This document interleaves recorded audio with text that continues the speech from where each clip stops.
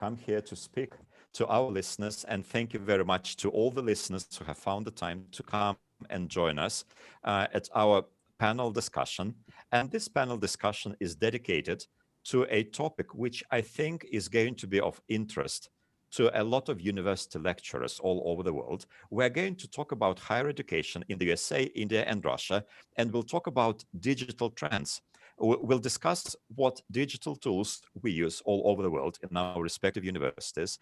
We'll discuss how this process is organized, why those tools were chosen, and we're going to learn about the experiences of our great speakers.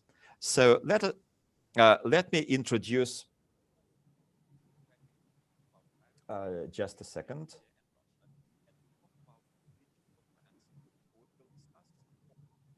Right. Sorry, I've had to pause because I was hearing myself speak. So let me introduce our speakers. The first speaker is going to be Dr. Olga Mesropova. I have the honor and the pleasure of knowing Olga for the last 15 years. And Olga Mesropova is an associate professor of Russian and director of Russian studies program at Iowa State University in the USA. You have the information about the research interests, but I'd like to say that other than these things, Olga has been coordinating a lot of programs and taking care of students and developing new courses. So she's one of those people who has a lot of hands-on experiences. Our next speaker is going to be Dr. Evangeline Priscilla, from Vellore Institute of Technology in India. She holds a PhD degree in English literature, and she works as course coordinator for several courses, including English for Engineers, Basic English, and English Bridge course for the Chinese students. Her interests include playway method of teaching and learning process, task-based classroom research, and so many other things. And we're going to learn about some of the experiences of this wonderful institute from India. And I'd like to say that Vellore Institute of Technology holds a very high position in several national rankings of institutions in India. Then the floor will go to Dimitry Nazarov, who is the head of education in helping the international departments at universities with their digital tools and organizing their work. Then we are going to give the floor to Tatiana Makarenko, who works in Rostov at the Rostov State Economic University, teaches English and economic disciplines. And finally, Natalia Gunina, who is the head of the Department of Foreign Languages and Professional Communication at Tambov State Technical University in Russia, is going to close our panel discussion by telling about the experiences and some digital tools used at Tambov State Technical University. And I am sure that Natalia will tell about about a very interesting conference which is coming up in late April in Tambov, so that you still have a chance to sign up for participation in this conference. Okay, so this was the quick introduction, and I'm going to give the floor to Dr. Olga Mesropova, and we're going to learn about the digital tools and platforms and education, how it's organized at Iowa State University. Thank you very much for your attention. Sounds good. Thank you very much, Alexey. And as I was already telling this group, it is very exciting to be here, and thank you very much for bringing this international group together for everybody to share their experiences from all over the world and from across all these different time zones. As we were just comparing, it's 8 a.m. in Iowa time, which I will actually start by showing Iowa on the map. I'm not sure how many people are aware of where Iowa is located. So Iowa State University is a large research school located in the Midwest. As you can see, Iowa is highlighted in red on the map. Everybody can see my screen, right? You guys see what I'm doing? Yes? Okay, good. Good.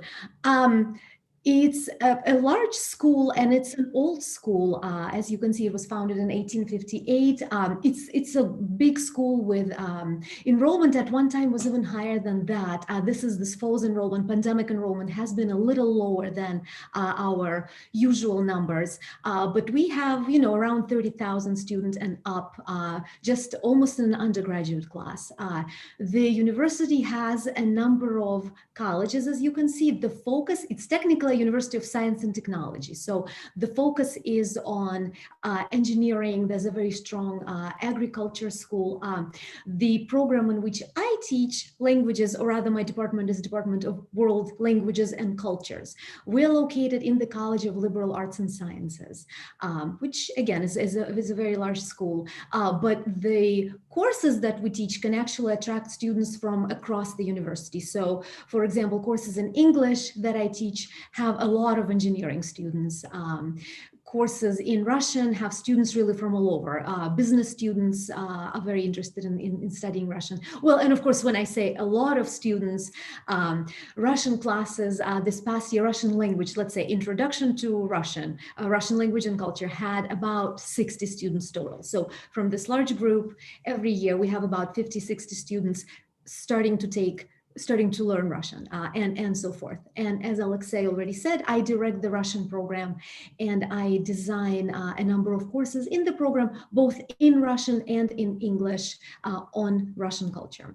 We also teach courses both online, strictly online, synchronously and asynchronously, and of course face-to-face. It's a residential campus, so the default teaching method is precisely face-to-face classes, which of course, even if the class is face-to-face, there's still a large online component for homework, for test taking, for any kind of additional work that students might be doing. So this online digital tools I incorporated into every class.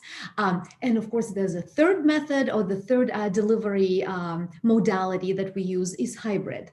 And quite a few courses are taught in that format, where let's say students meet with the instructor for, let's say, class needs to meet Monday, Wednesday, Friday. Students meet with the instructor face-to-face Monday, Wednesday. Friday is strictly online work. So it's the combination. And that's a fairly popular modality as well. With the pandemic, of course, the majority of classes went online, or a significant number of classes went online. Hopefully in the fall, the plan is to go back to sort of the normal, and go back to the modality of more classes face-to-face default, and then again, virtual and online as needed. Russian program does precisely that. We have a number of classes in English that are taught online only. And we have about 5 or 6 classes that I developed from Russian cinema to women's voices in Russian culture to a very popular class with the title of From Gorbachev to Putin, Contemporary Russian Culture, things of that nature. Those classes are online. Language classes are predominantly face-to-face or hybrid. And we have a whole battery of them, from first year introductory language classes to 4th year. Okay. The platform that Iowa State uses is Canvas, and I don't know how many of you are familiar with Canvas, so I just have a screen grab here from my current, this is what I currently see on my Canvas page. Canvas is something that the university uses university-wide. It's a platform that is consistent across all courses, so students are very familiar with it. It's comfortable, it's convenient to them. Some instructors I know use Moodle or have used Moodle. I think Iowa State has really shifted towards Canvas throughout. At one time, about, I'd say 5 years ago, we tried Blackboard, or we used Blackboard, but then we switched to Canvas. And so far it's been pretty good. We have a very strong technical support team that works with this. There's also a very strong component of training faculty and providing instructional designers. So basically every course that's designed in Canvas can have a designer associated with it in addition to an instructor, which is tremendously helpful. Another convenient thing, of course, about Canvas too, it's because it's a university-wide kind of platform or learning management system rather, it's directly linked and integrated with other resources on campus. So for example, it's directly linked to the library. So if I need to put any books or any readings on reserve for my class, it's directly connected. So it's just going to be a direct link from the Canvas page to whatever it is that I put on reserve for my students. Well, just to give you a couple examples here, I clicked on the course that I'm teaching, Russian Culture and Society, sort of introduction to Russian culture and society. And this is what students see. I'm actually in the student view here. So as you can see, modules, all courses are built as a modular structure, right? And I think I can show you just kind of some examples of the modules. And then again, if a student were to click on any of these, well, there are readings, there are video lectures, and it's all, the video lectures are also through the library. There are quizzes that are directly integrated into the class and discussion boards. Now, this is a fully online class. It's asynchronous, meaning that they actually don't meet with me at a particular given time. All of this is done asynchronously. They access the course whenever they want, which is convenient because some students, especially when they do travel, they can be on study abroad and they can still access this class. They can still take it. They can be at home, as during the pandemic, of course, was very helpful to many of them to not actually be on campus and be at home and still access this class and still access the library materials and still access everything really that they need for this class, etc. So quizzes, discussion boards are kind of the tools that keep them together, especially the discussion boards. Of course, in any online class, this fear that they will not have that kind of interaction with the professor or with each other, right? And they lose that kind of in-class sense of community, right? Well, this is where discussion boards come in very handy. In each class, students are expected to make their own post, and that's for each module, and then also respond to their classmate at least twice. So there's this, I don't want to say forced interaction, but it's interaction between them that's built directly into the class, which brings in a very interesting feature that when we just started teaching these online classes in around 2014. So all of this is actually pre-pandemic. But what we started noticing once we started teaching these classes is that really shy students, those who would not really usually speak, here in discussion boards feel like it's Facebook or it's some sort of social media, right? And they start speaking. They don't have that fear. So that intimidation of speaking in class kind of disappears. So that's a great feature. Just to maybe give you a few more screen grabs, this is the course reserves for this specific class. You see just a little portion of it, but as you can see, the videos are directly through the Parks library, right? It's all on reserve. And should anything break down, students can go to the library or contact the library support people, and they would guide them through whatever necessary. Okay, here's an example of a discussion board. I give them topics and then students get involved in discussion sort of lower down. I don't think you can see it here, but that's kind of students get engaged in a range of topics per module, again, modular structure for the course. I think I will stop right here and take any questions or however, Alexey, you want to structure that. I'll just say one more thing, that because we started doing these courses in, like I said, 2014, going into the pandemic situation, we were actually very familiar with all of these online courses. None of this was really new. So Russian program in a way was very lucky. We weren't really caught off guard that we now need a transition. Students are now fully online. We were just incredibly lucky that we had been working with instructional designers for a significant amount of time in advance. So I'll take questions.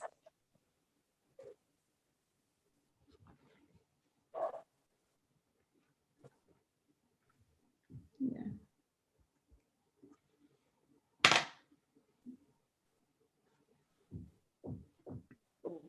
Shall I proceed?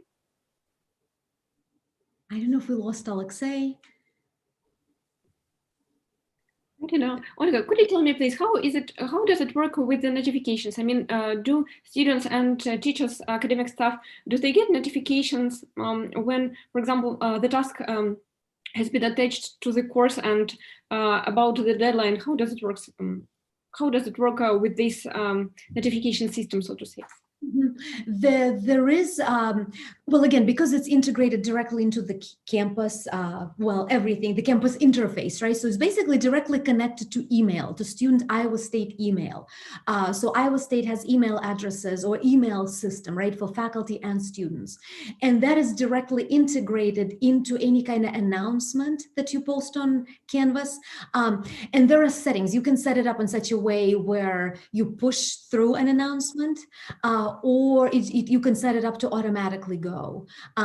Any change you make to Canvas, even if I find a typo and I update it, I can push it through and notify the students that, you know, some text changed, or you don't have to. But it's a very flexible system in that level. And yeah, I mean, the students basically get notified of any deadlines are also tied into their calendar. Now, of course, how they do it on their end is also up to them. We, of course, encourage them to, let's say, activate their, let's say, Outlook calendar, right? For email, at least faculty uses Outlook. So, you know, if you want a Canvas calendar linked to your Outlook calendar, make sure that they are synced, right? I mean, you have to remind them. And of course, as freshmen come to Iowa State, they're trained how to use Canvas. They're taught basically how the system operates. But it's pretty straightforward. I've never really encountered any issues with students not getting notified. They might try to use that as an excuse, right? That they didn't get a notification, but right, if that was the question. But no, it works pretty seamlessly. I've not had any issues with that. Okay, thank you. Yeah, that's why I asked whether they ever use it as an excuse. Right.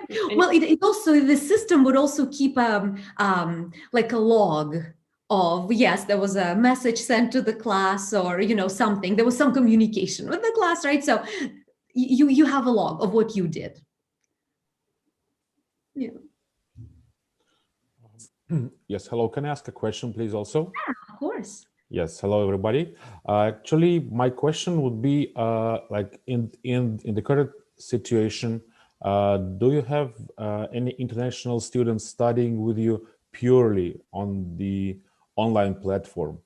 And if you have any kind of, or do you encounter any kind of difficulties teaching them Russian language?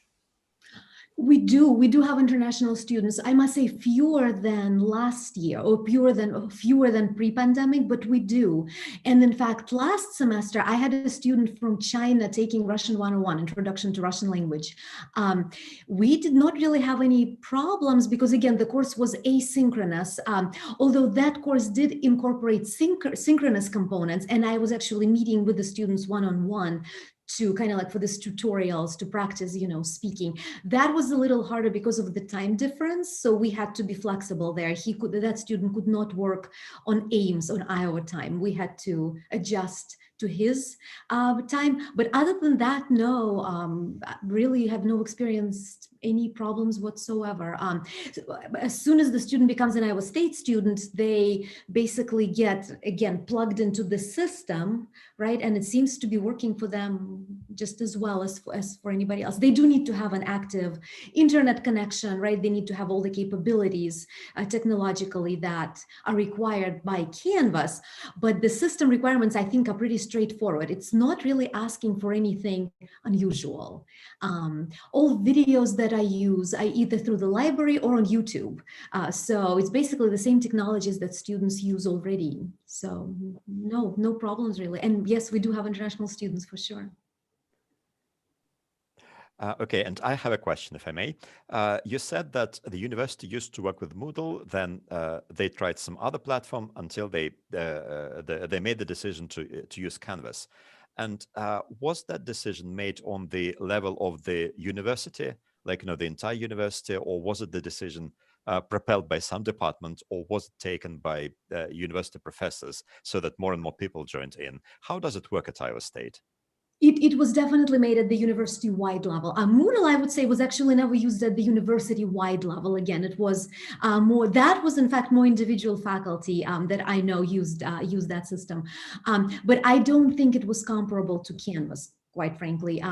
But yeah, the decision is made at the university. I don't know the costs associated with these platforms and these learning management systems. I think they're pretty costly. So this is something that the university really, at the whole kind of grand level, steps in and purchases for us. And again, then provides, I want to say, team of 30 people probably working behind the scenes and maybe even more.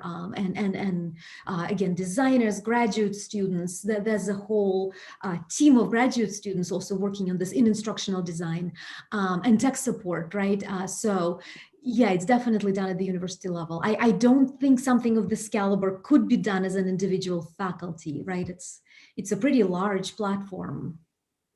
Oh, yeah. And that sounds very impressive because you've described a lot of the features that it has. And people have been commenting in the chat how convenient it is when you can connect to the library, you can put books on reserve and videos on reserve. Would you say that there are some features which are lacking from this platform? Or rather, let's put it this way. Would you say that there are some features which you would like to see in that platform or otherwise that could be of use for you and your students? That's a good question. I am actually very content with what Canvas offers. Canvas also has a feature, it can link to outside apps. So you can actually build in anything.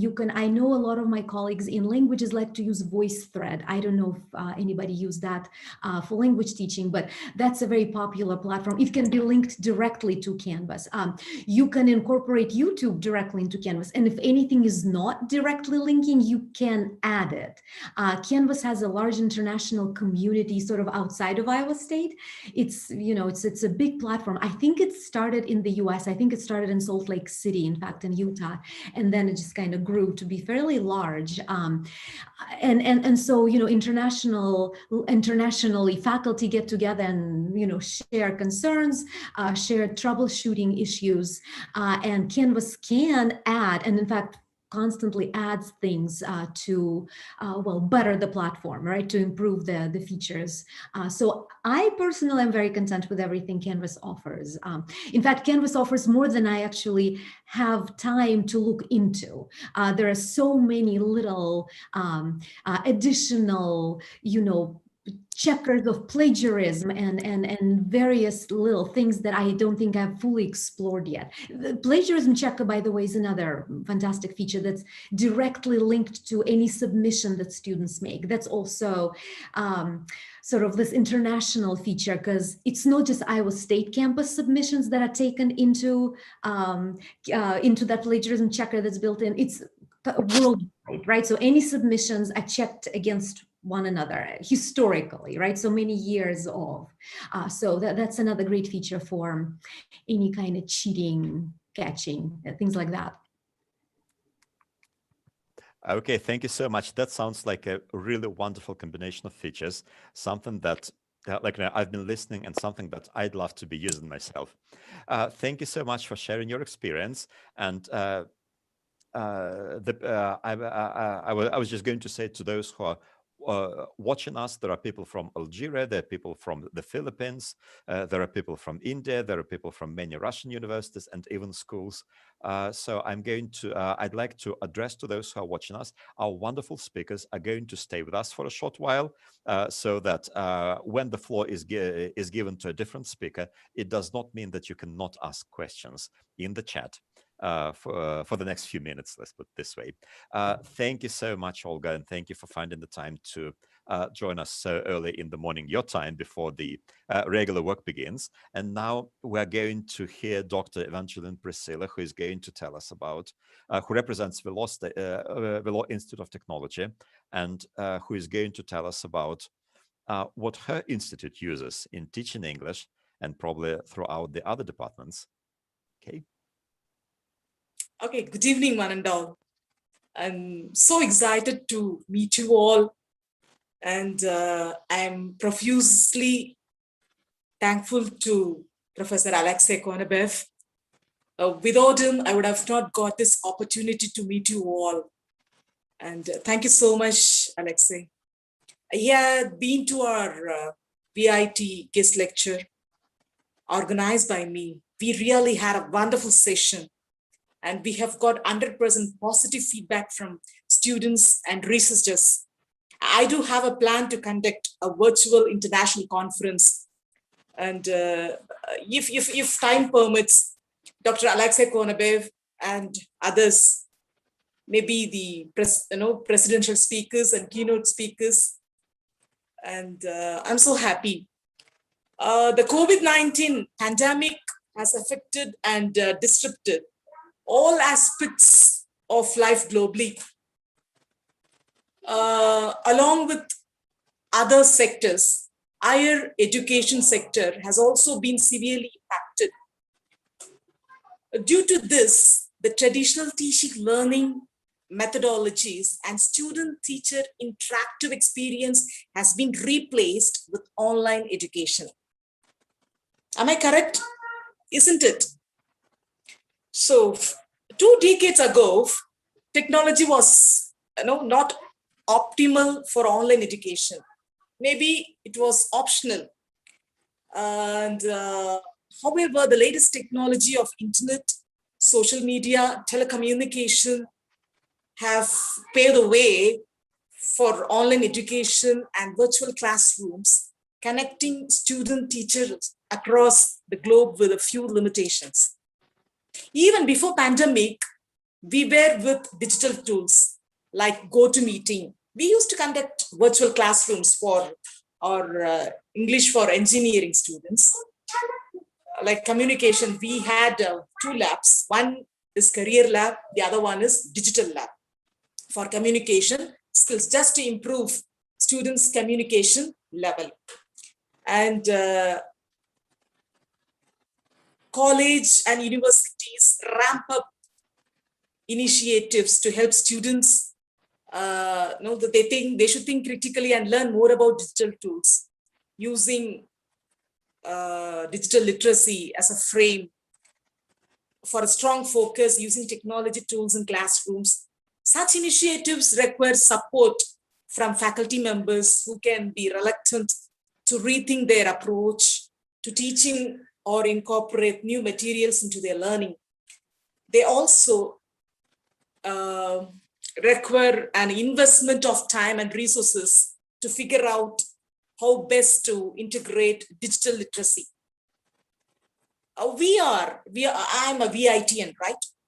And I am with Vellore Institute of Technology. It is a worldwide university, and we do have German students, Chinese students, Rwandians, Kenyan, South Africans, Chinese students. So almost I'm handling all the international students. So I know their cultures. And I'm sorry. I'm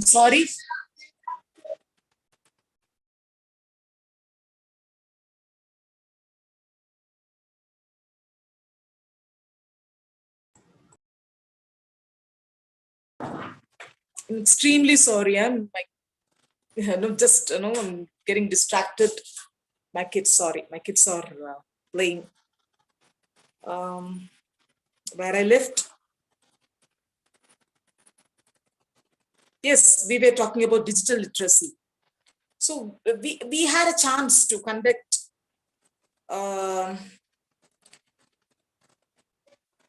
virtual classrooms before pandemic using Schoology and Edmodo. Schoology and Edmodo are playing a vital role in our classrooms. Students can directly upload their class assessments and digital assessments, assignments in Schoology or Edmodo. We can even share our study materials. And so it's been habituated right from the beginning. So now also we are implementing all these. We do have a central library in our college. In that library, we are using Koha software. like it's the Globarina software. I was, very much excited to listen to Ma'am Natalia's presentation. She said she can directly switch over to library so that students can refer things at a stretch without visiting the library. So technology is boon, not ban nowadays. And it shows an academic innovation. So we want a little deeper and provide a middle ground. They are incredibly good at using technology and incredibly poor at understanding how it can be used. It has a coin has two sides. Likewise, technology also has got two sides, both positive and negative. How are we utilizing it? It's totally depending on the individual usage. We do have mobile apps. We are using it in the classrooms, not only in the pandemic situation, even before that. So it's been habitual for us to implement more and more medias and more digital tools, right? It should enable teacher to share more things. And in GoToMeeting, we used to conduct group discussion. It should be an heated argument, but in group discussion, we check students' language, the way they speak, style, presentation, grammar, everything. So that's not a topic-oriented discussion, but language-oriented discussion. So we used to conduct GoToMeeting. They can be anywhere out of the classroom. It's not necessary to use the classroom. And we do have a smart board. We are using everything in smart board only. We had a special training program, and somehow it's going on successfully. But at the same time, it has both merit and demerit.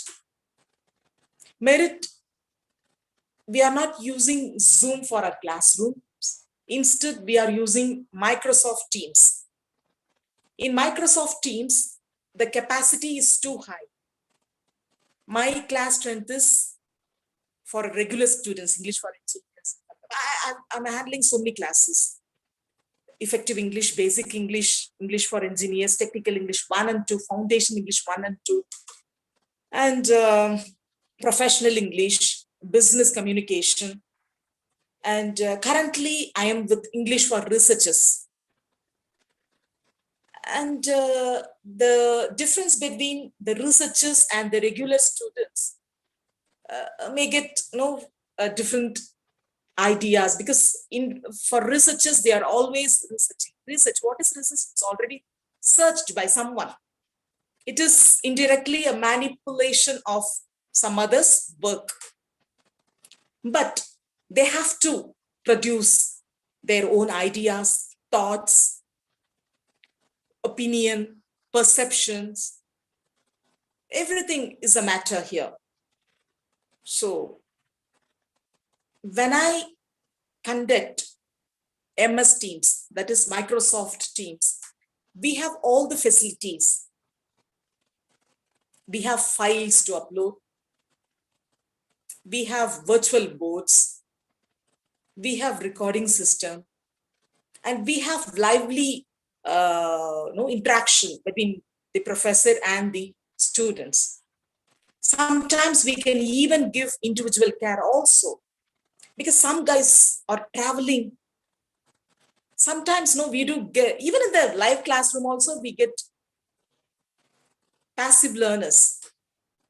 Likewise, even in this class, English for researchers, they're all grown up, very matured enough to handle things, but still they are simply I do have some lethargic students. Sometimes they are traveling, they are not listening, but I will come to know every now and then. I'm giving them a special care. I'm just checking, I'm been calling their names individually, sometimes collectively also, so that they will get caught, they will get caught by me ultimately.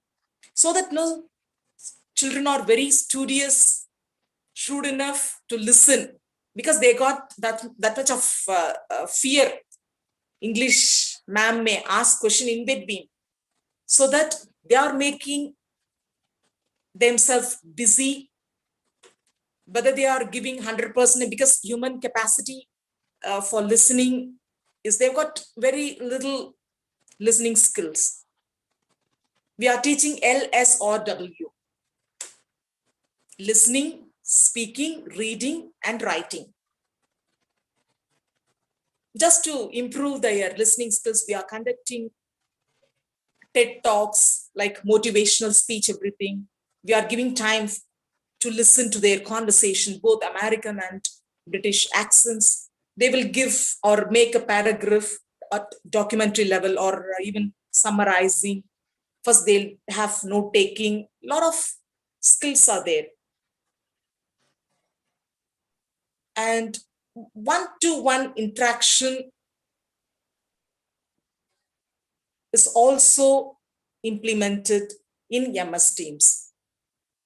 So I am very familiar with Schoology, Edmodo, GoToMeeting, Zoom, and MS Teams. But students are feeling a bit isolated and alienated. They love lively classrooms. Not all the students, some studious students. Other students, they are enjoying like anything. They like virtual classrooms like this. So this is my feedback each and every day getting from the students. Okay, thank you very much for your story. Do I understand you correctly that the massive use, the massive use of digital platforms began about a year ago because of pandemic, even though the university used some tools, but not on such a grand scale? And if so, you've mentioned that you use mostly MS Teams and some mobile apps. Which are the most useful features, would you say, for you as a teacher of these apps? Okay, so scopes and challenges bring together researchers. So teachers and professionals of English language in India, even and abroad, to come up with innovative teaching, learning methodologies, evaluation and assessment techniques, effective and holistic student-teacher learning experience, and policy guidelines of online education of English language across universities. And we do have scholarly papers on online teaching of English language courses from higher education institutes, with a special focus on technology enabled methodology, student engagement and motivation, assignments and evaluation approaches, teacher motivation and policy issues. So all these are connected with MOOC courses. There is a course called MOOC, like Coursera, MOOC. So we have that, and I'm very much comfortable with that.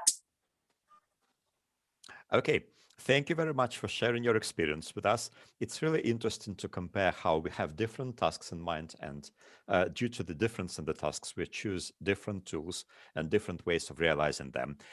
Thank you very much. The people in the chat have been writing their comments and sharing their experiences with the platforms and the tools that they have been using at their universities. And now I'd like to give the microphone to Dimitry Nazarov, who is the head of the Education Expert Center. And Dmitry is going to tell us about the digital tools which come in handy for the international departments of universities. Thank you very much, Alexey, for this introduction, and I'm really happy to be here with you and with all those who watch us right now. And yes, I'm happy to be here. And my name is Dimitry Nazarov, and I'm a CEO of Education Expert Center.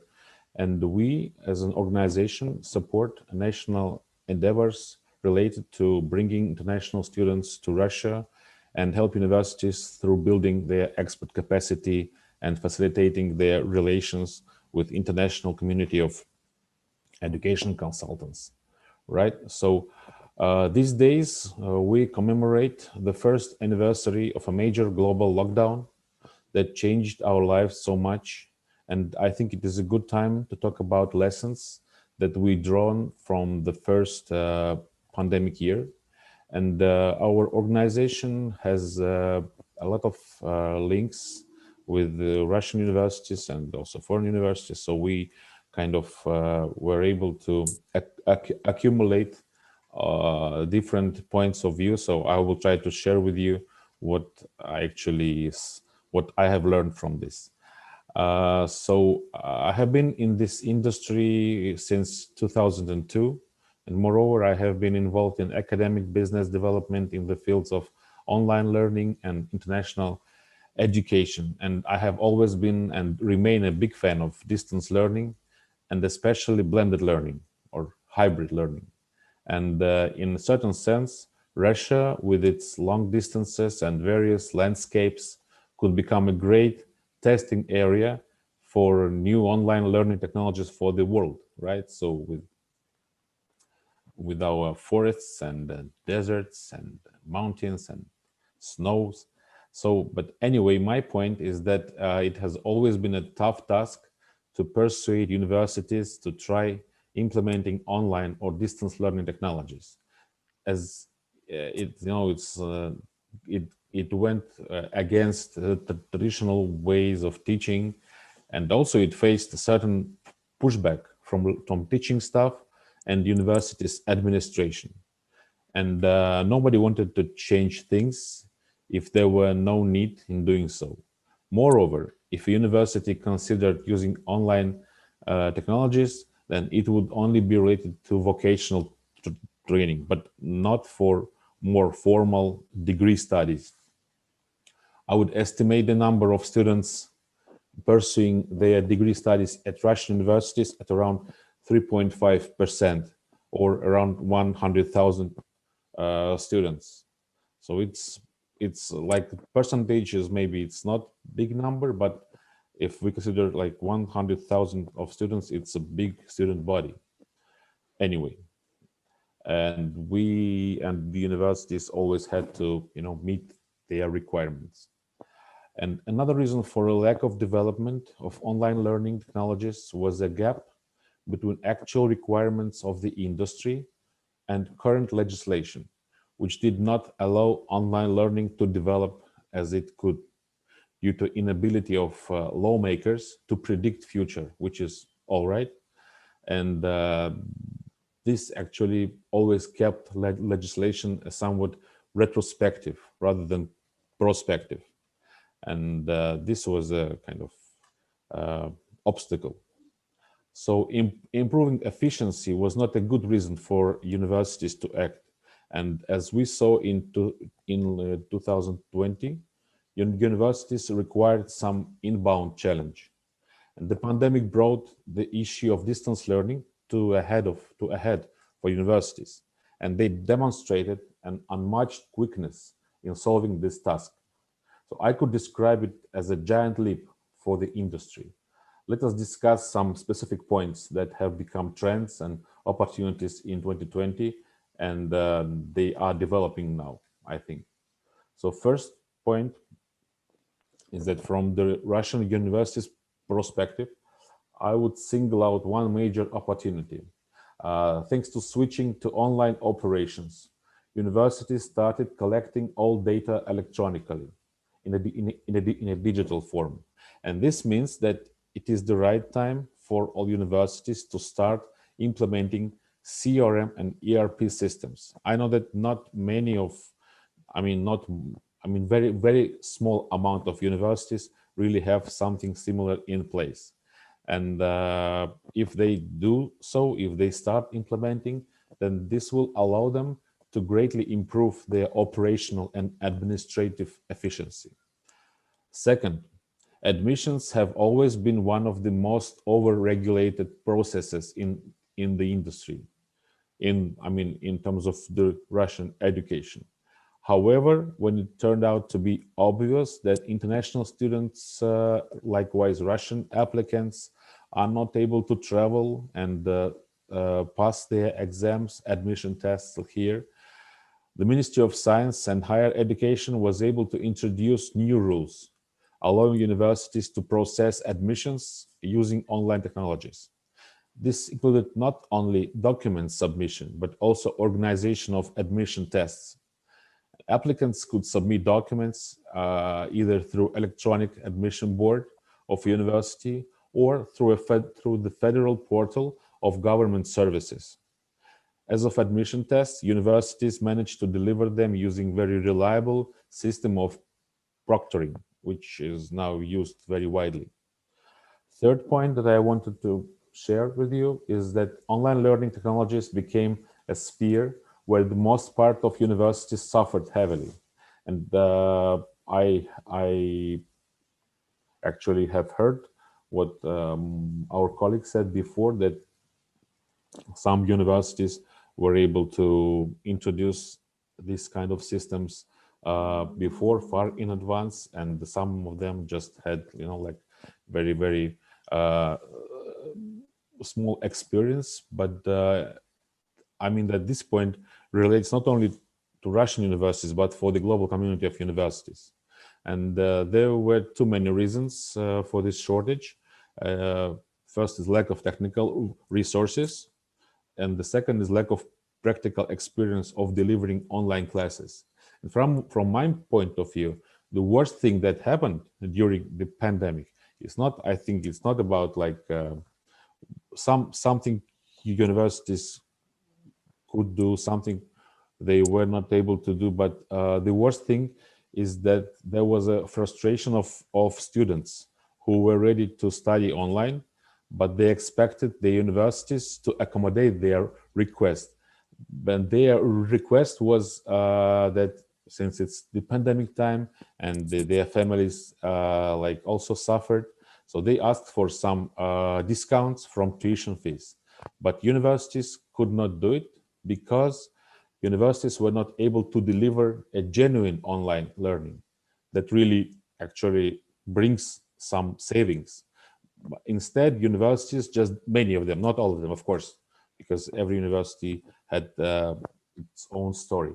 Universities delivered traditional face-to-face classes online, and thus they just had to pay teachers as if they were delivering their classes in a regular way.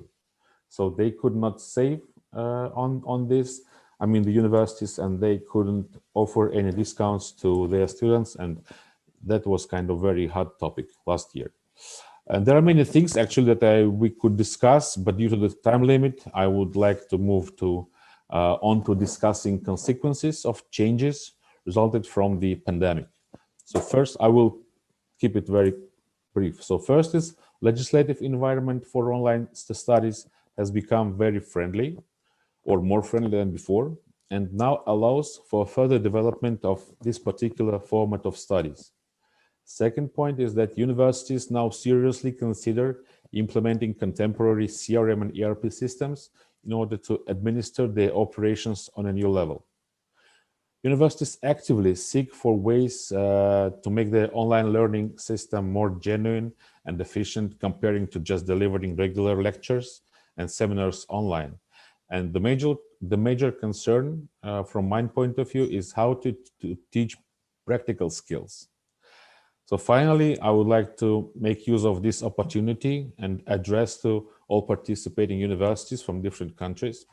So now when the risk of international travel bans is going to remain with us for a long period of time, if not forever, universities should consider building academic alliances and partnerships. You used to do it before in order to raise the value of your credentials. But now it's time to save international education as an industry. And I invite you to seriously consider designing joint programs with universities from students' source countries. You just can't imagine how easy it will be for you to recruit students from specific countries when the students or potential students know that they will have their regular classes at local universities if they are not able to travel. But they will get their classes according to your curriculum. So we come to the hybrid or the blended learning, which is, I think, the most efficient nowadays. So still there will be worries about future career prospects, but using this model, you will secure a greater quality of studies, involving students into blended learning and giving them opportunity to develop their practical skills. Thank you very much, colleagues, for your attention. Okay, thank you very much for the story. And as far as I know, there's going to be an education fair conducted by the education expert centers.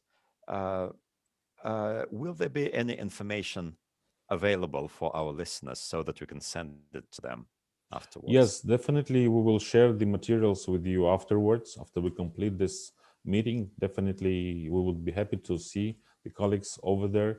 Nowadays, many, I mean, not many, but there are, companies like ours, they are looking for better and more efficient ways to deliver information about academic potential of specific university to potential students. And, it's constantly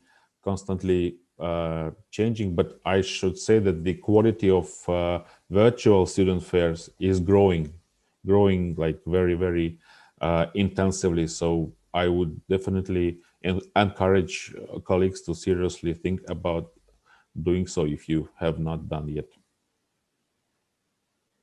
Okay, thank you so much. Now, I'd like to remind to our listeners that if there are any questions, they can write them in the chat, and I will send these questions to Dimitry. So you still have time to ask those questions. Can I ask a question?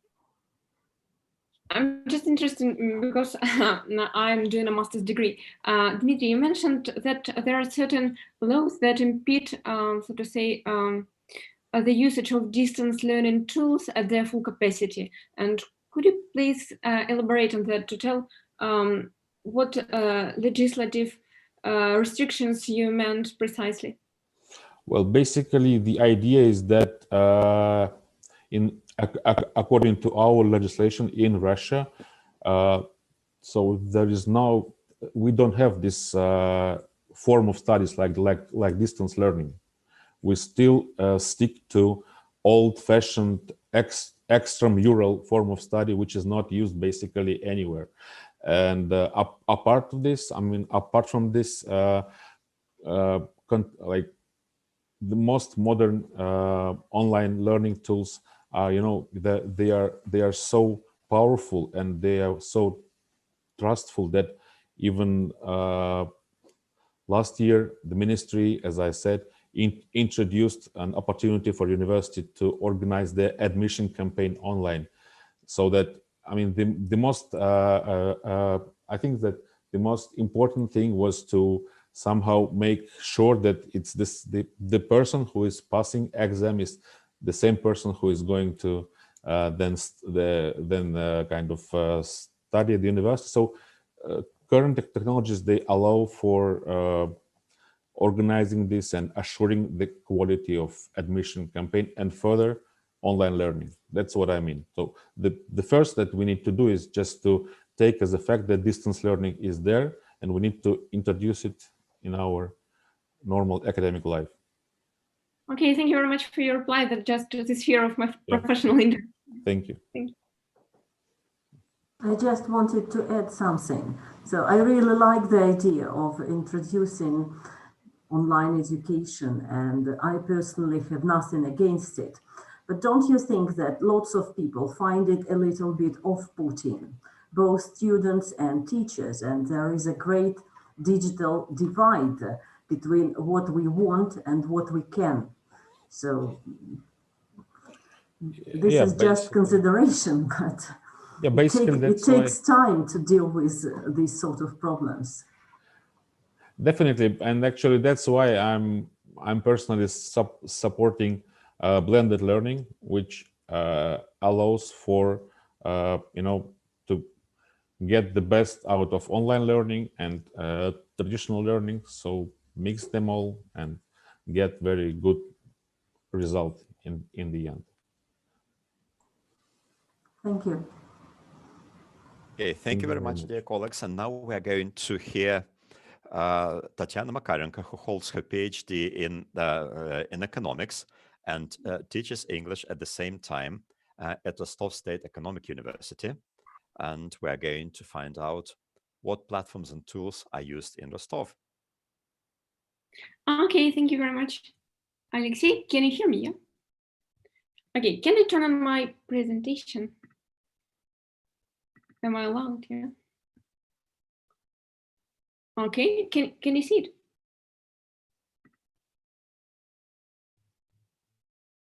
Sorry, can you hear me? Yes, we can hear you and we can see your screen. Okay, thank you.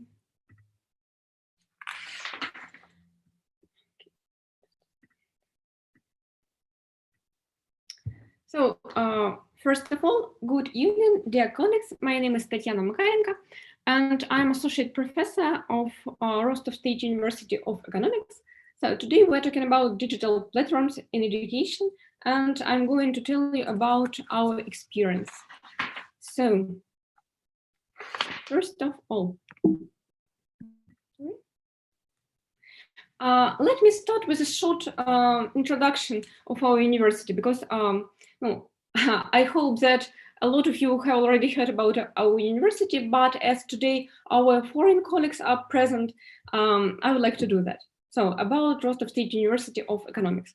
So we have 7 faculties, 40 departments, Finance and Economics College, Master's Degree Institute, aspirant and doctorate programs, business school, and 7 filial branches in Rostov region, Krasnodar region, and North Caucasus. The number of our academic staff is more than 1,000, and the number of students overall in all our filial branches is over 23,000. So, and we hold quite high positions in many university rankings, both Russian and international.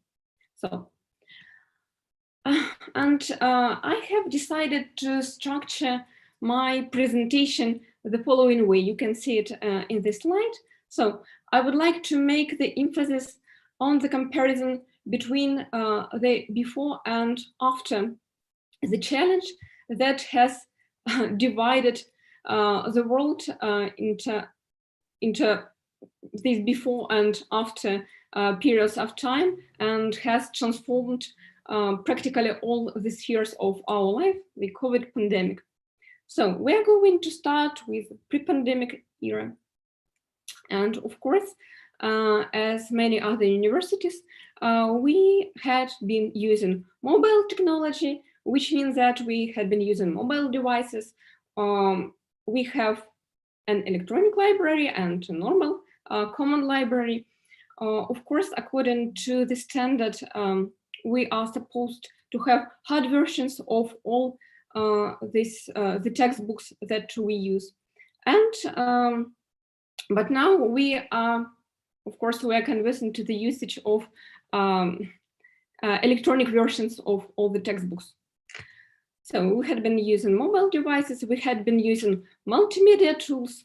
Of course, we have a lot of multimedia equipment, and we have special rooms that are fully equipped with multimedia devices to conduct seminar lessons and to ensure that students emerge into these spheres that they are studying.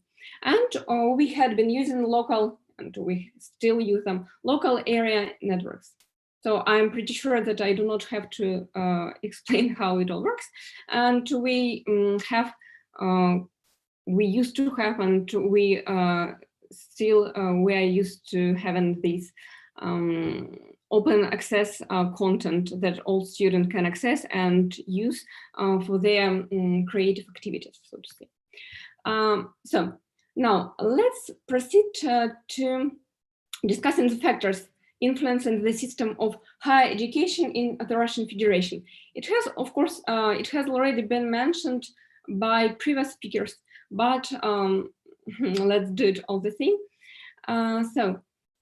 We all know that nowadays the society is undergoing the process of digital transformation, and it poses a lot of challenges to us because it's really difficult to keep up with the latest developments in technology in the context of implementing them and in the context of keeping up with all the legislative requirements, as Dimitry has mentioned.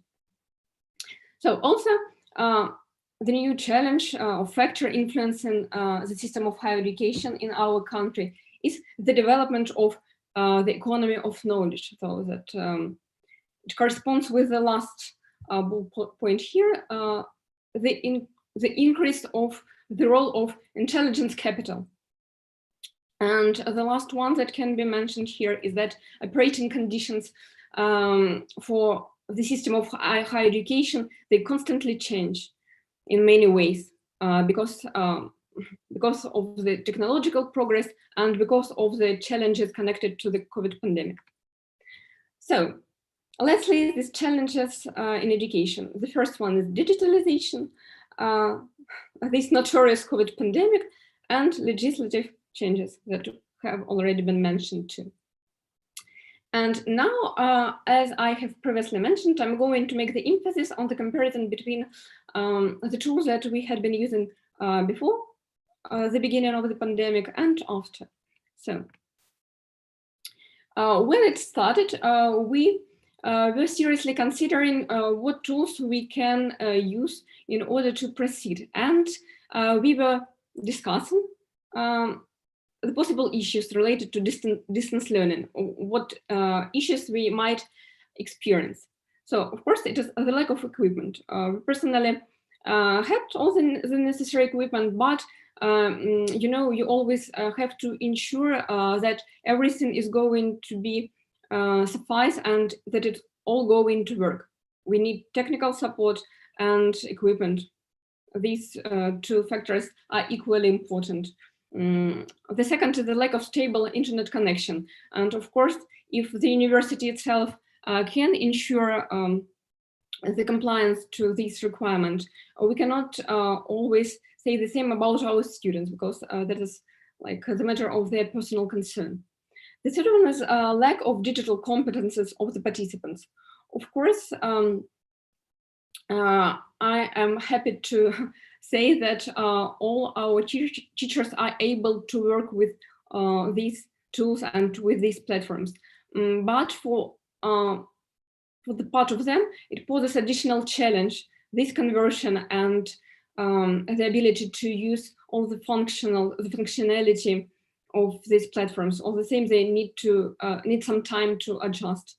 And not all the students are able to, so to say, to promptly convert, to adjust to this change from face-to-face format to completely online format of study. Of course, another factor, another possible issue, and this is the one that we have actually experienced, it is increased workload for our teachers, for our academic staff. Because, you know, when you meet with your students face-to-face, it takes less time to discuss something. All the same, it's easier, and I think that you all understand what I'm talking about. But since the beginning of the pandemic, we had to spend increased amount of time on the internet, on Moodle, checking all these home tasks, because you couldn't, you were deprived of this ability to check their home tasks face-to-face simultaneously. And finally, there is insufficiency of face-to-face communication, that is rather psychological factor, but a lot of people do prefer face-to-face communication because it gives you that, the feeling of belonging to the student community. And I think that it's also important for teachers, because when you socialize with your colleagues, it gives you a lot of positive feelings too. So, but at the same time, distance learning has undisputable advantages. For example, its promptness. You can, if your servers are powerful enough, you can transfer information of any type and size very promptly. You can organize and conduct conferences and joint projects, and people from different countries and different regions of our country, of the Russian Federation, can join too. You get, when using learning distance learning tools, you get broad access to various information sources that probably weren't available to you before. You get instant feedback on how well it works, and you can connect to your students probably in a way that you couldn't connect before. You can conduct conferences on relevant topics that can help you to develop these technologies that we are talking about. And of course, you can monitor and conduct the quality control in order to choose the best tools and learn how to implement them for your own university, how to adjust them for your conditions. So now I'm going to proceed on telling you about the timeline of events at Russian State University of Economics at the time when the total lockdown was introduced. So the 15th of March, that was Sunday evening, we were notified that we have to convert to offline or to online mode, and we had like 2 days for it. So we used messengers, social network groups, and communities that we have already had to notify students and academic staff, and it was done quickly and promptly, and everybody was aware of what was going to happen.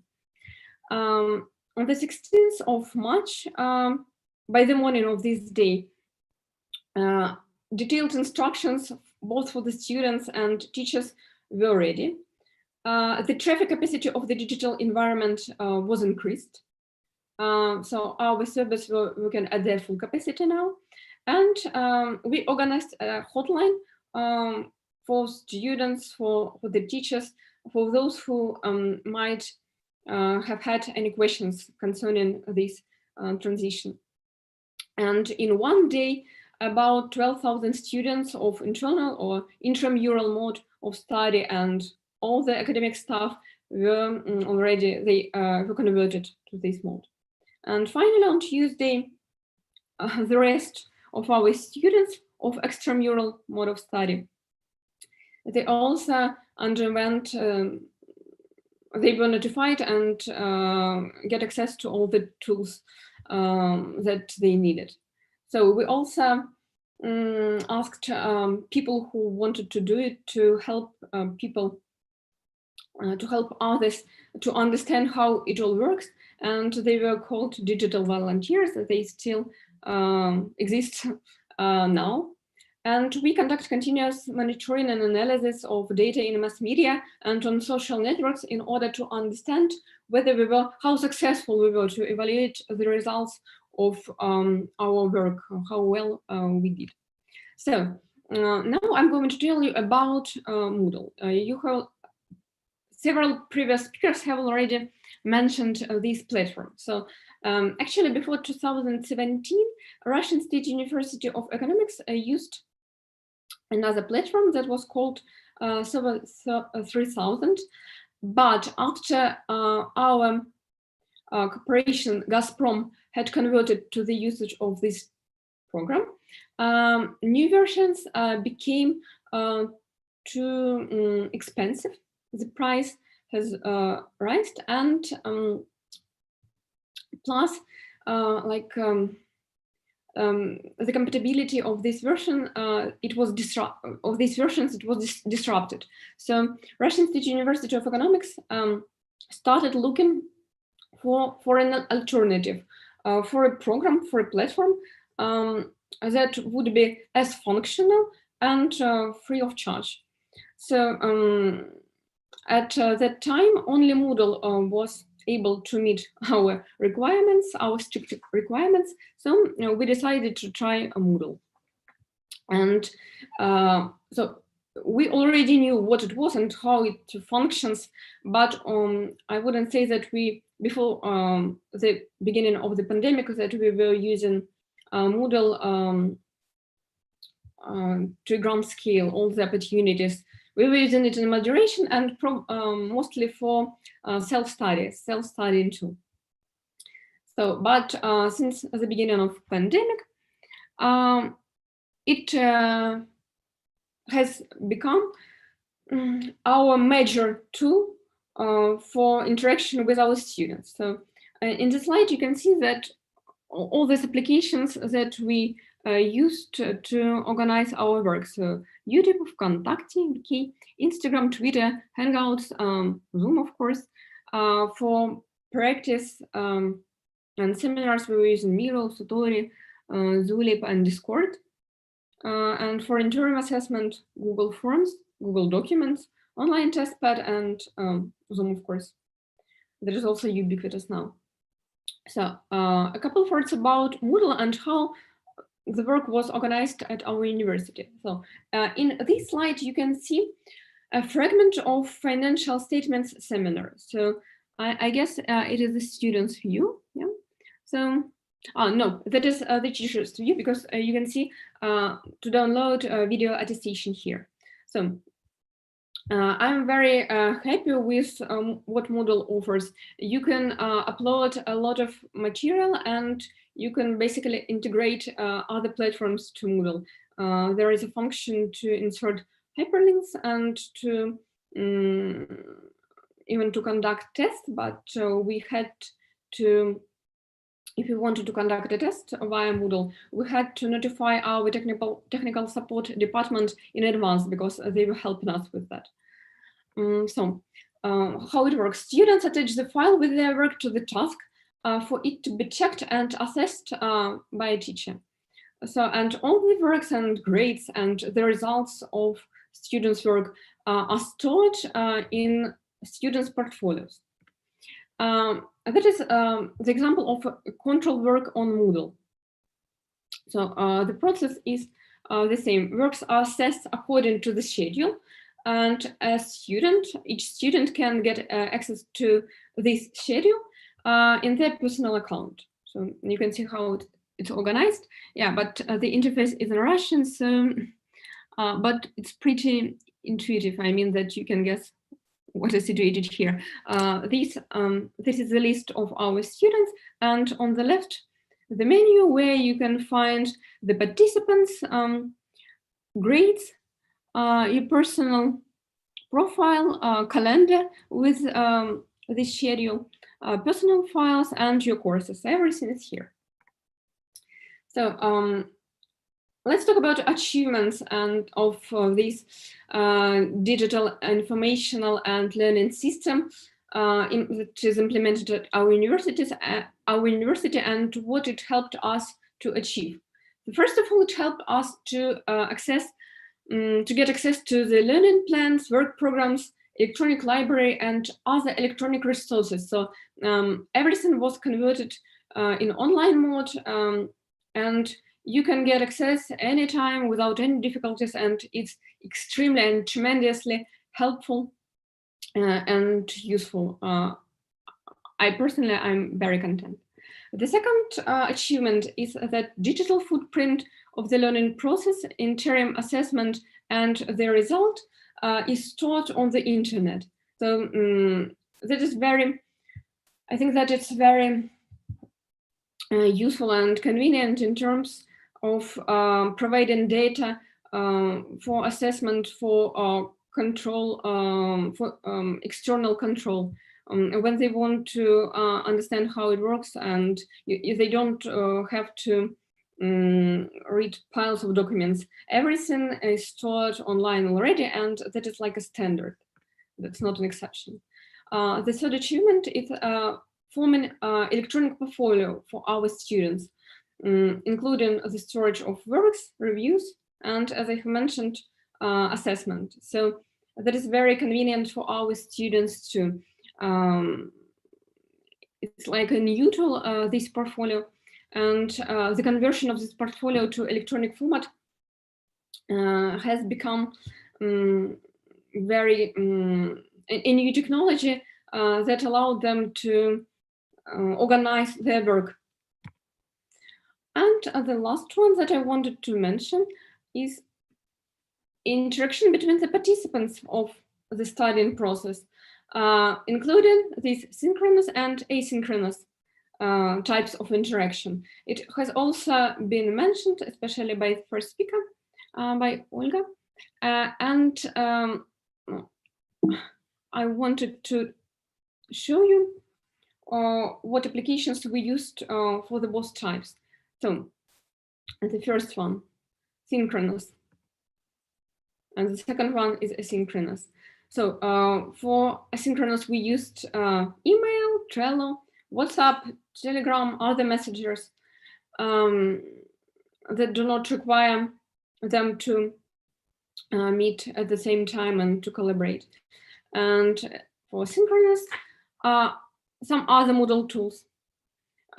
So you can actually divide this functionality of Moodle into two groups, synchronous and asynchronous. To the asynchronous group belong such elements as glossary, task, test, chat, and etc. And this big blue button that allows you to start video and audio conference on Moodle is, of course, a synchronous tool. We also used Miro, Skype, and Zoom. So, and this is a comparison of the opportunities provided by the platforms in their free versions.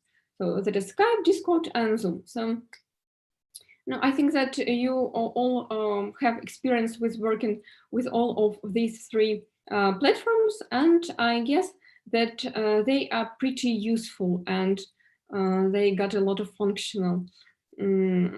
But why we are discussing the usage of free versions? Moodle is very adjustable. So basically, if you are discontent with something, it means that you do not have enough technical skills to adjust it the way that is convenient for you. So basically, all the issues with Moodle can be easily resolved with watching a tutorial or writing technical support. And a big plus is that it's completely free. So what concerns, for example, Skype and Zoom, there are limitations. And what concerns Zoom, this famous 40 minutes limitations. If you buy a paid version of it, it might be really costly because you need to buy many licenses for each participant.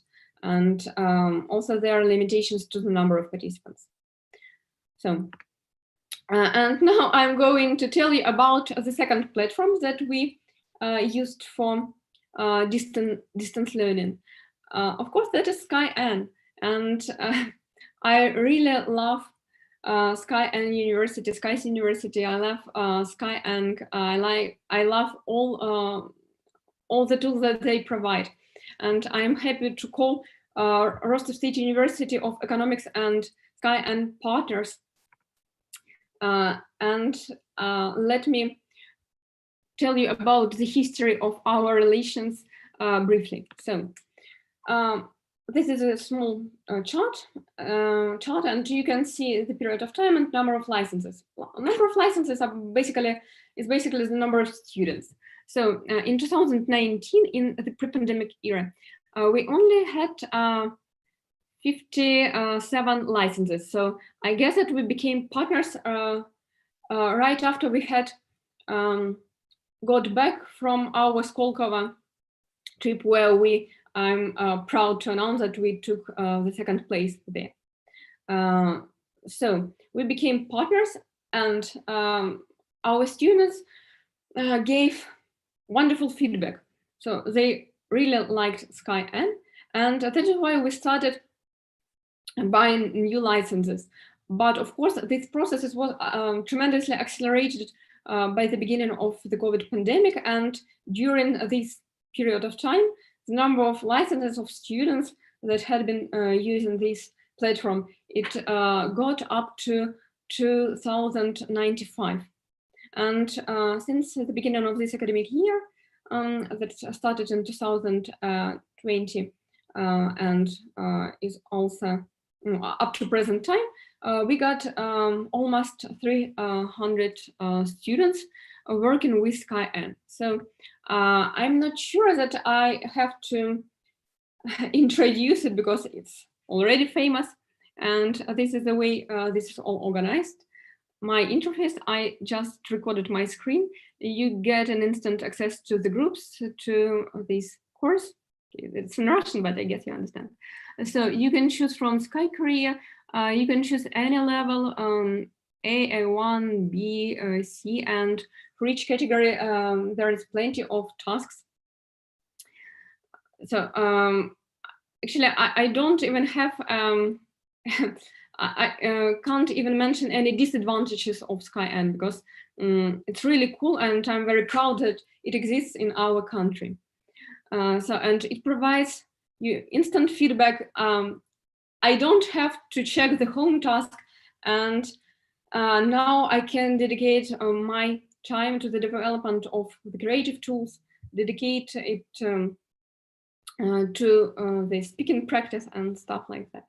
So, and it's very conveniently organized. I mean that I can easily get access to the tools that give me an opportunity to analyze my students' activity. So I'm also subscribed to Skyeng magazine and to all their publics on social platforms. I read it myself, and I will even tell you that I use it for my own English club. That is like a club conducted at Rostov State University of Economics. We got this co-working that is called our boiling point, and we gather there every week.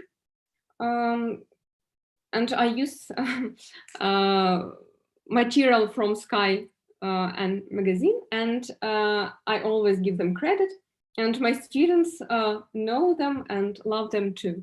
So there are some pics of us.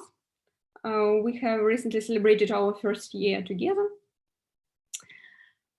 Yep. And so in conclusion, I would like to draw your attention to the directions of raising effectiveness of the learning process by cloud technologies, because that is one of the emerging technologies right now, and our university is concerned with keeping up with these latest developments. So the first direction is that studying time increases without changes to the studying plans. That is very convenient and useful. The second is improving the culture of communication. So as some of you have previously mentioned, some shy students started showing their social skills, and I think that it's one of the great achievements of this transition to online mode of study. The next one is the flexibility of the studying process. So of course, it is really easier to organize, to handle the changes in this process when it's on online mode. I guess it provides a lot of tools to improve your motivation and allows you to monitor the studying activities. And I guess I have to stick to the time limit. So a brief look to the education of the future, what we can expect from it. So the emerging technologies that are going to shape education in the nearest future are artificial intelligence, of course, individual plans. I hope that our university hopes that all these emerging technologies will help us to adjust the individual learning plans for each student, and it will provide them with tools to organize this process and maybe even to make up their minds on what they would like to dedicate themselves to. The next one is learning analytics. So what we would like to see in the future is the ability of these learning programs to analyze themselves what students are successful at and what skills they might need to improve, and to select tasks, especially to enhance some of their skills. The next emerging technology is open content. I guess you all know what it means, that we will be able to access it without any limitations and use it for our creative purposes. Cloud computing, I cannot really describe it because I'm risking to, how to say, it exceeds the limits of my technical competences, but I know that it's very prospective, and universities, of course, should adapt and implement technologies that allow to make their work even more flexible. And cloud computing is, without any doubts, is one of such technologies. And of course, one very important trend here is gaming or gamification of education. When the process of education is made interesting for the students, and it's not just simply the communication of particular idea. When you try to get your message across in style, people tend to appreciate that, and I think that that is what we are going to focus on in the future.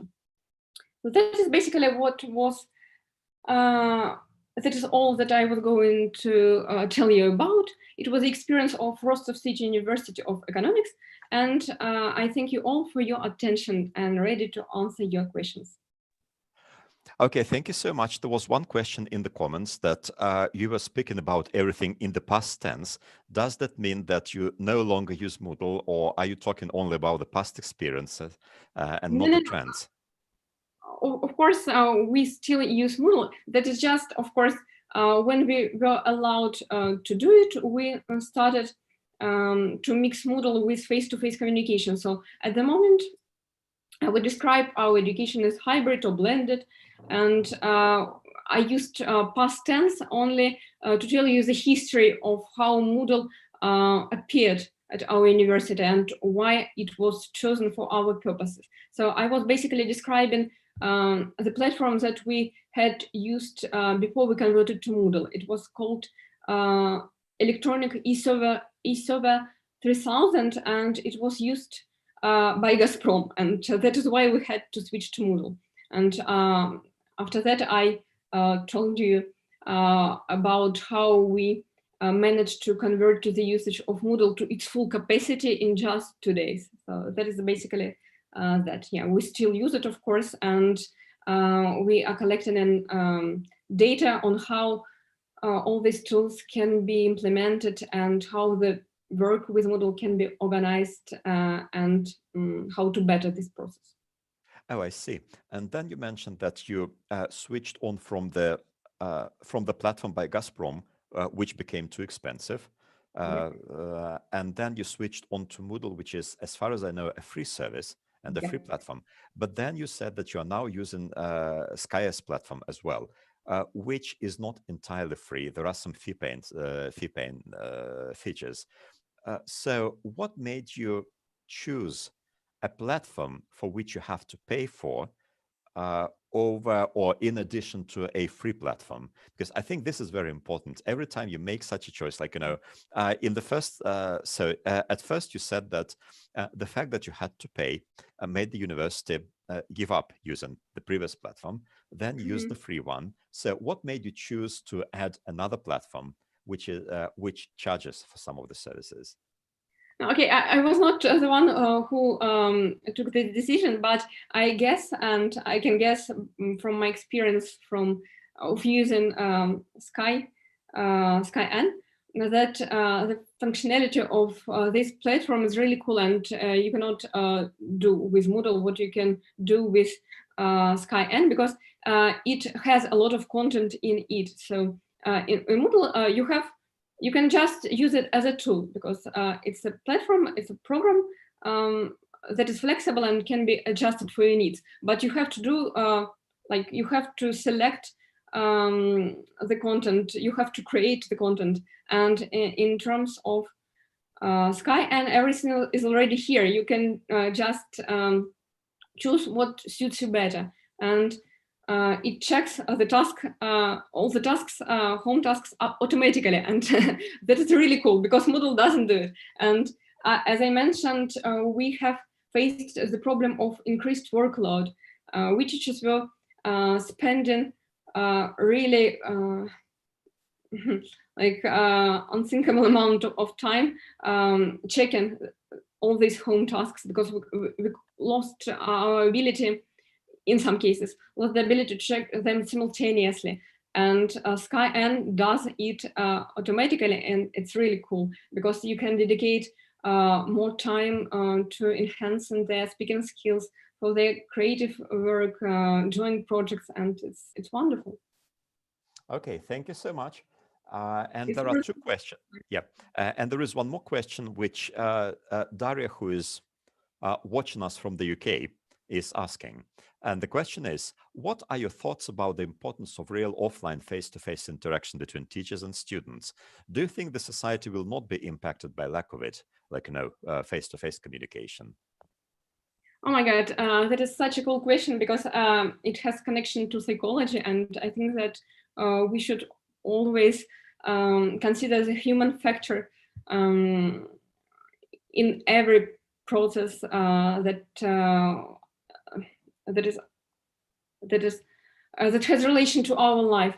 So I have recently read an article about Japan, and I read there that the Prime Minister of Japan called the problem of loneliness one of the most pressing issues of the modern era, of the post-pandemic era.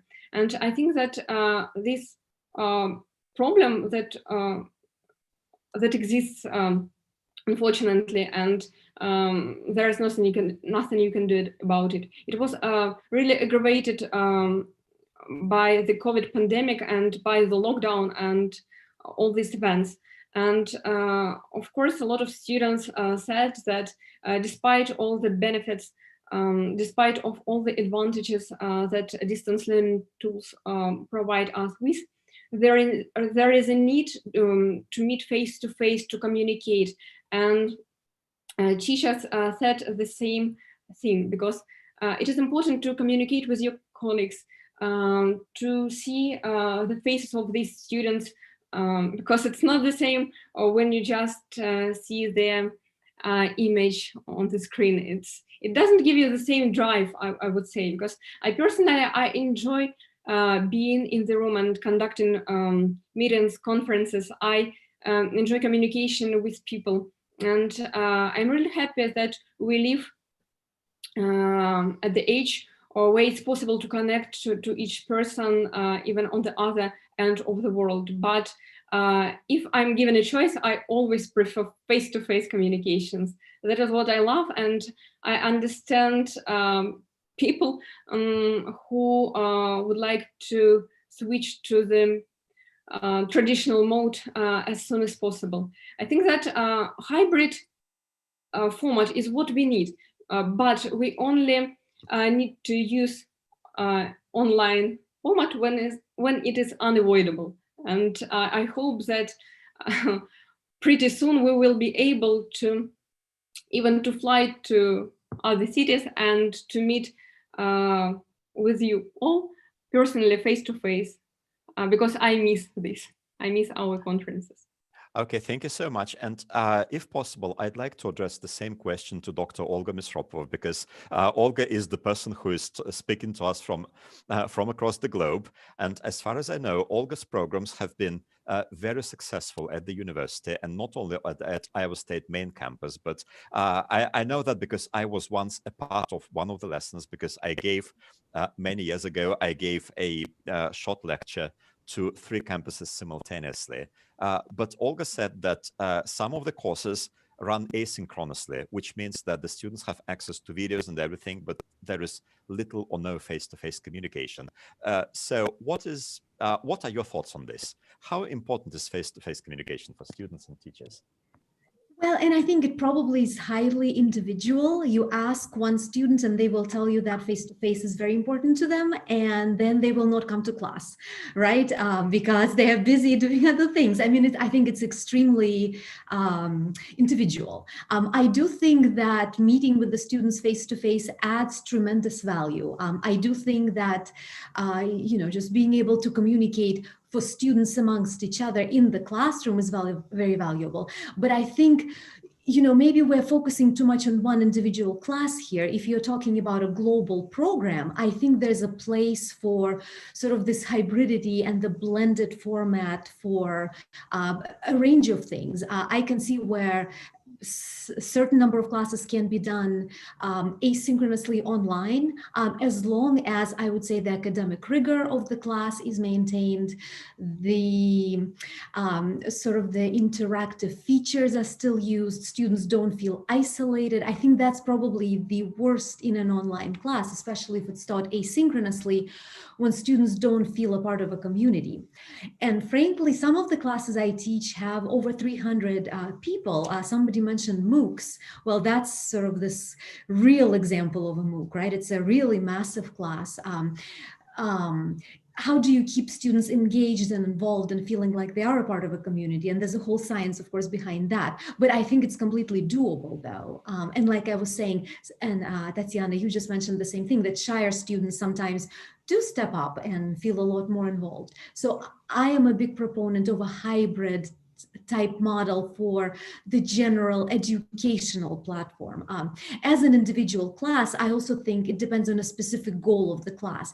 I think as long as the objectives of the class can be achieved effectively, and again, with that academic rigor that's necessary, I personally think it's completely doable online or offline or face-to-face, right?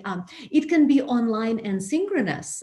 It can be a blend. In fact, during the pandemic, some things that Iowa State has done, there would be an in-class face-to-face meeting, and we would also have a camera and a big large screen. And I think, Alexey, that's the kind of model that you were involved with when you were lecturing between the 3 campuses. So we actually did that, oh my gosh, in the early 2000s, seems like centuries ago now, right? 2004, 2005, right? So that's kind of the model that Iowa State played with, and we were sort of pioneering back then, seemed like. It was on a grant from the US government a long time ago, but we are kind of staying with that model. So the instructor teaches face-to-face. There's a group of maybe 10, 15 students in class. There's sometimes 1, maybe 2, even 3 cameras, depending on what we have.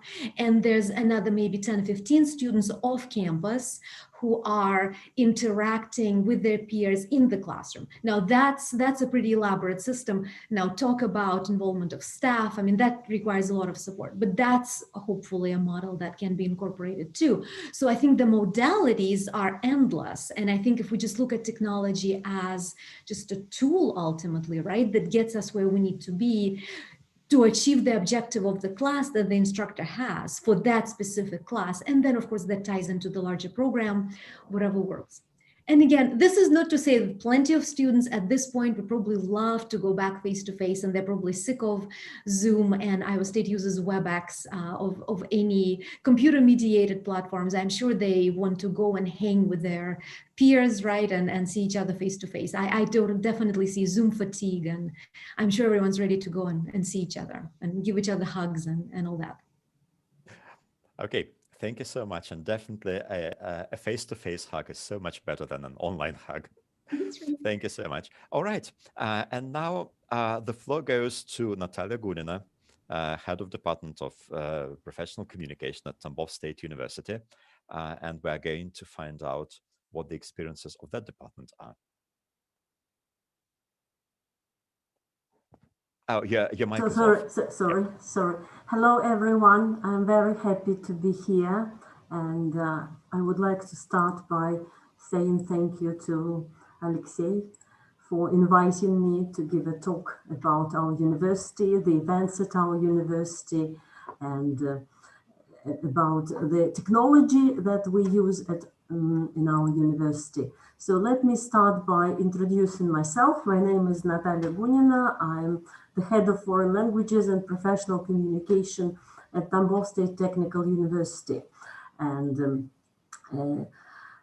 I was planning to talk about using technology in academic writing courses at university, and actually it was going to be my main focus of my talk. But after listening to the speakers, I decided to slightly adjust to shift the focus, and I will probably start by announcing the event which we are going to hold in April, as Alexey has already said at the beginning.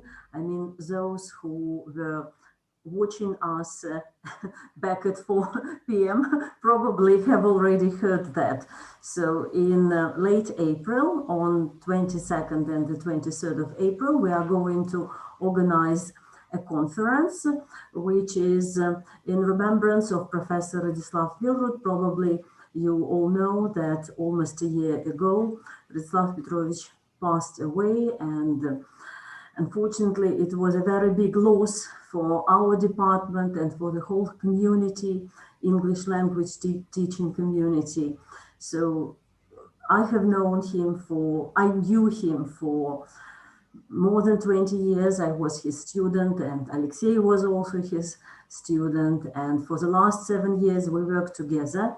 And now we want to pay tribute to our teacher. And since he was the first who initiated this conference, it started in 2013 when he joined our university. Before that, for 30 years, he worked at Tambov State Державin University. He headed the Department of Foreign Languages for more than 30 years. But then she joined our university, and for the last 7 years, we worked together. And actually, it was his idea to organize a conference on English for specific purposes.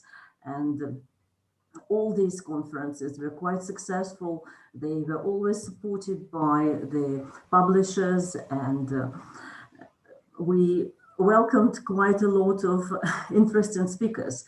And as some of you, I mean, my colleagues Olga and Tatiana have already said, that hybrid model is something that we all need. So this model can be implemented not only in teaching, but also when we organize conferences.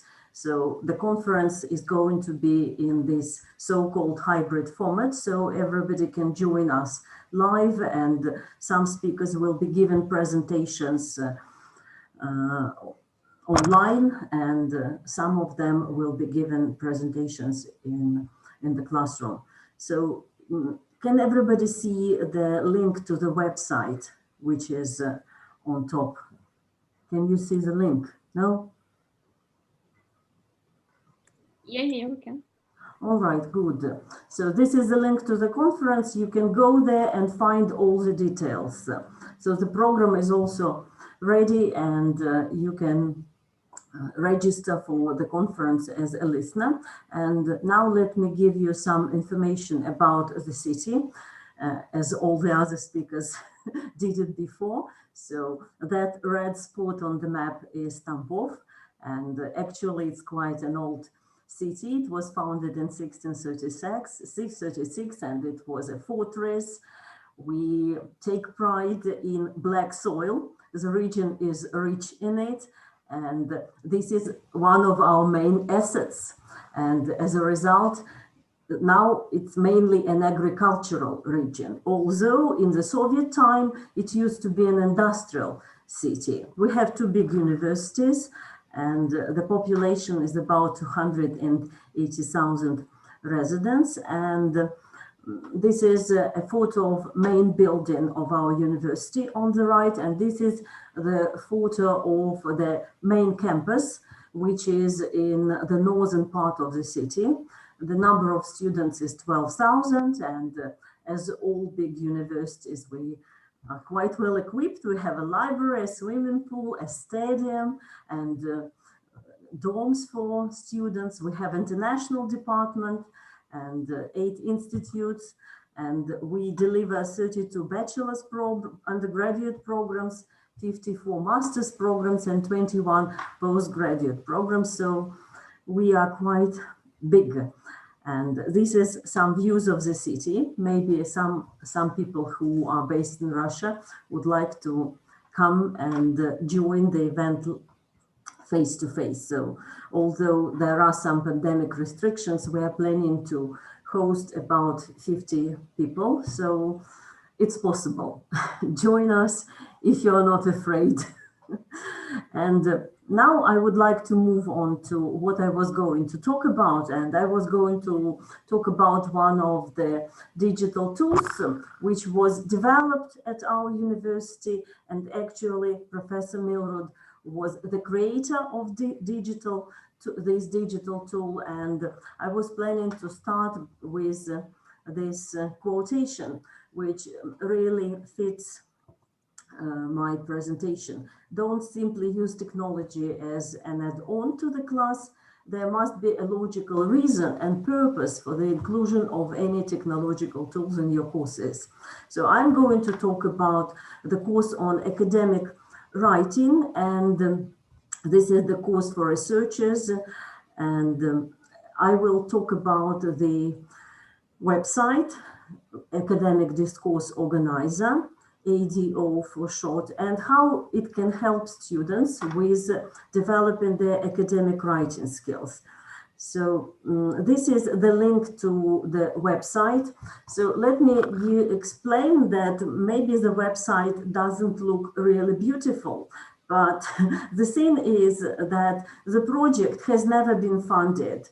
And from the idea to its implementation, it was all done by its creators. So please forgive for some things which do not look perfect. So the idea of the project was to create an interactive online tool that would integrate elements of artificial intelligence and guide the user towards producing research articles of an appropriate quality. So why? So it's, of course, it's not only a learning tool, it can also be used as a tool to produce an article, especially for those who like things to be organized and who prefer some things to be automated, because this tool enables a certain degree of automation. So this is how it looks. So what you need to do is to create an account, and registration is very simple. You just type your username and create a password. That's all. You don't need anything else. And then you find yourself in the main menu, which has 3 main tabs: My Archive, My Library, and My Projects. And each of these tabs has its own function. My Archive stores created files. My Library is a list of resources which are saved as files in a software language, which makes it possible to create reference lists automatically. You just put a tick next to the source which you want to include in your paper, and it appears there automatically. And My Project is a tab where you work on your current paper. So once you create a project, it looks like this. This is basically the structure of the paper: introduction, literature review, data presentation, discussion of findings. So these are the main sections which students are supposed to work on. And first you type your headline, keywords are generated automatically, and actually they're not generated automatically. Once you finish the part of the paper, you just choose the words that you want to be added to the list of keywords. And the same happens with abstract. Once you finish introduction, you just copy the sentences which you think you want to appear on your abstract, but it doesn't mean that they will be exactly the same, because once the abstract is ready, you can work on it and you can paraphrase it, you can delete some unnecessary information. And for example, you start working on introduction, and there is a window where you type your text, and the great thing is that this website navigates you through the paper, which means that it helps you not to miss some important information. For example, you have to do the following while writing the introduction. So it serves as a kind of checklist. And the same happens with the conclusion part, abstract part and conclusion part. Once you finish your part of the paper, you just copy what you want to be in the conclusion, and after that you edit it and paraphrase it. As I said, it also enables automatic compiling of references. So this is what it looks like. So why did we decide to create such a tool? Because basically it comes from the students' expectations.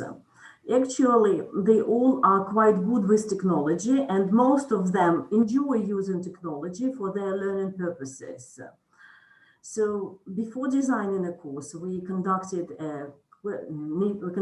needs analysis. These are some of the questions that we asked our students. And we also, when designing the course, we also proceeded from the outcomes, learning outcomes, which we expect our students to achieve. And basically, we want them to develop some research skills and writing skills. And on the basis of this, the course was designed, and actually this is the contents of the course, and we also developed a kind of handbook, or you can call it a textbook. If you go to the website, you can download it, and actually it is used together with this course. And to finish my talk, I would like just to say what technology can do when you integrate it with academic courses, especially courses on academic writing, how technology can facilitate the production of paper. You can store library sources, it gives you directions what to do next, it navigates you. It helps you to keep records. You know where your project is. You finish working on it. Next time you go back and you see where you finished. It also offers tick-off lists or checklists, which helps you not to omit some important information. It helps you to manage the structure, to select and sort out what you need and what you don't need. And of course, it helps you with the format a lot, because for young researchers, the first challenge is to familiarize themselves with the format of the paper. And when we were doing the needs analysis, actually very few of them were familiar with the IMRAD format. So this abbreviation, introduction, methods, research and development, doesn't ring the bell to them, but they're quite good with technology. And so that's all I wanted to say, basically. So if you have any questions, you are very welcome. And please go yes, ahead. there is actually one question. Some people have been writing that this is a great tool and they really enjoy this. And the question is, as Elena Klassen writes, it's a very convenient tool. Can it be used by other universities as well? Yes, it's absolutely free. But the biggest problem is that we do not offer any support.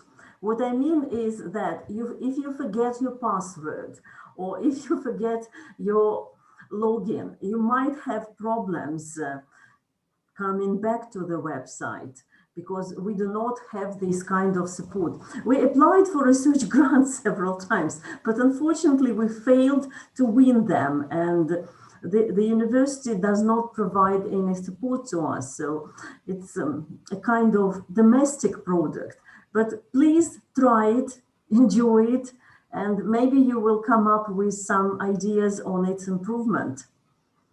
We can collaborate on working on improving it together. So we are open to discussion and welcome all people who are interested in academic writing, who teach academic writing at university. And especially now when the demands for research publication is growing, and it looks like everybody is supposed to publish a paper. Master students, postgraduate students, let alone teachers. Everybody has to publish.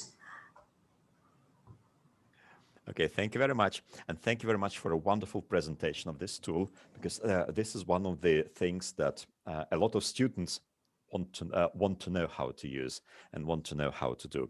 And this is actually how we met with Dr. Evangeline and Priscilla, because we discussed publishing opportunities and how students can be taught.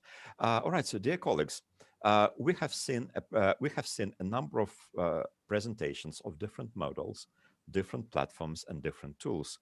And we have seen a model where blended learning is used with synchronous and asynchronous learning, and a platform which is used throughout the whole university.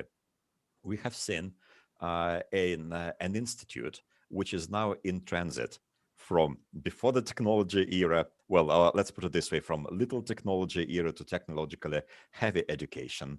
And we've seen the philosophy which lies behind it, and the need to support the students and the need to support the faculty, because as we have been told, the students know how to use the technology and the professors know how to use the technology, but sometimes they're reluctant to use it. And that seems to be quite a big problem in so many parts of the world, because people, not everybody likes to change, let's put it this way.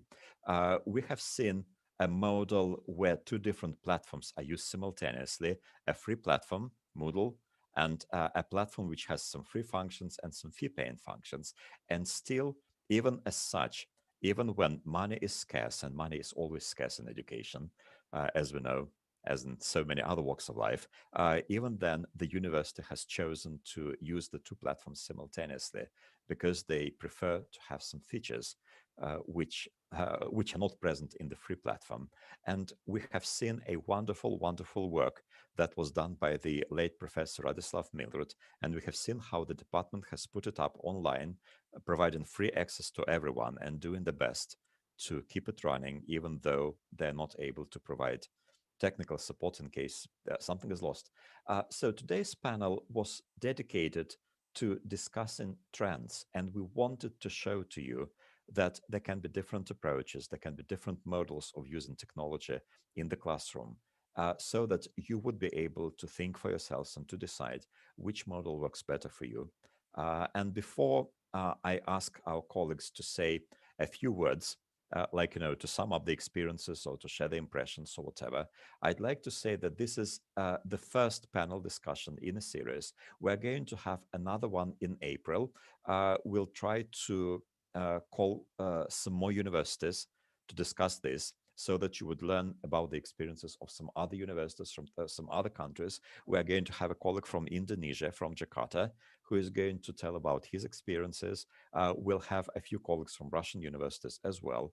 And we hope that this will give us a chance to learn more and to make up our minds to facilitate our own choices. And in May, there's going to be an online conference that Skyeng is going to hold, and you will get information about this conference very soon. And by the way, in just 2 minutes, everybody who signed up for this talk will get a letter in their mail with some resources and materials.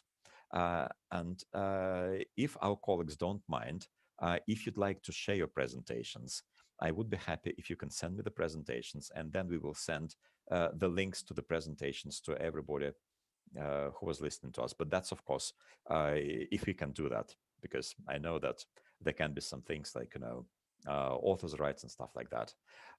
So let me see if there are some other questions.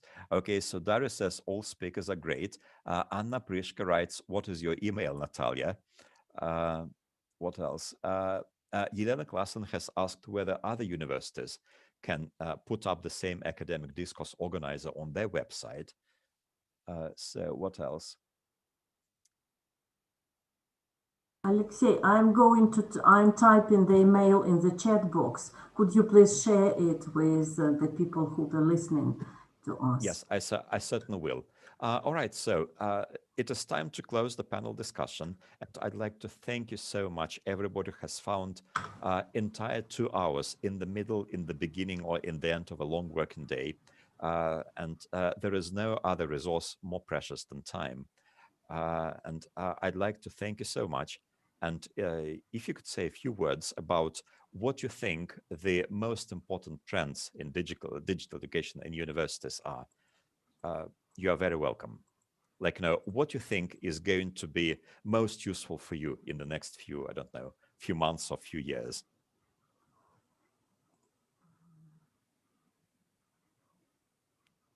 But that's a very complex question. I know.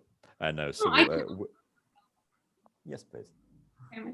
Okay, so I would like to draw the conclusion, and I would like to thank all of you for sharing your experience. I think that it will give us an opportunity to understand in what directions we should work in order to achieve our goals, and in order to understand which goals we should set and how to realize them. And we can also familiarize ourselves with the latest developments and to adjust them for our universities, to understand how to implement them better for our needs.